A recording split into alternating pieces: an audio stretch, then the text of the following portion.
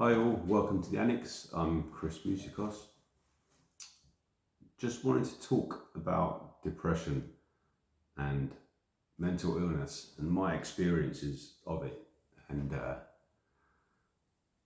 a lot of people were talking about it. We've made much progress in this arena, but I still believe that stigma exists, and I still believe that there are people who don't seek help for whatever reason. To maybe understand this better, I want to share some of my own experiences of depression and mental illness, which I struggled with from the age of 9. When depressed, we know feelings of isolation and fear and feeling trapped, and you lose a huge element of your own humanness. And I certainly didn't know how to share what was going on from my dark place. I think what governed everything were feelings of insanity, that this was it, I was crazy, I was gone.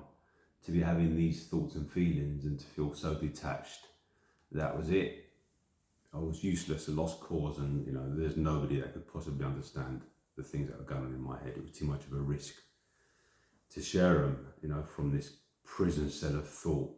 I felt a million miles away from getting any help.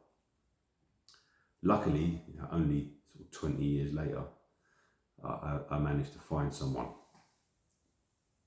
with a little bit of help from a friend who introduced me to the idea of therapy. Now, from my current position as therapist, I question then, what role can a therapist play in healing? Now, like I said, I found someone. I didn't care to know what their qualifications were, what his accreditations or theoretical approach was. I just don't remember that being important. What was important was those initial feelings of warmth and connection.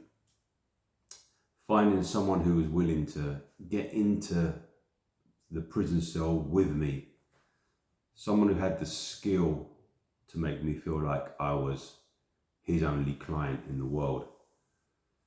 The 50-minute session was priceless, and it couldn't come around quickly enough every week. 50 minutes, I'd count down the days, hours and minutes to that 50-minute session to be held by this person, which gave me hope. Even if it was just 50 minutes in a week, it gave me hope. I guess that human connection is what Carl Jung was talking about when he said, know your theories, master your techniques, but when in the presence of another human soul, be just another human soul.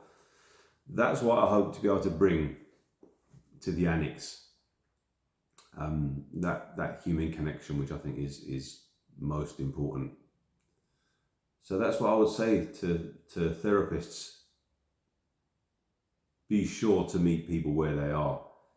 Have that skill of making them feel like they are the only person, because in that 50 minutes or an hour, they are the only person. I would say to clients, keep going. Keep going back to your sessions.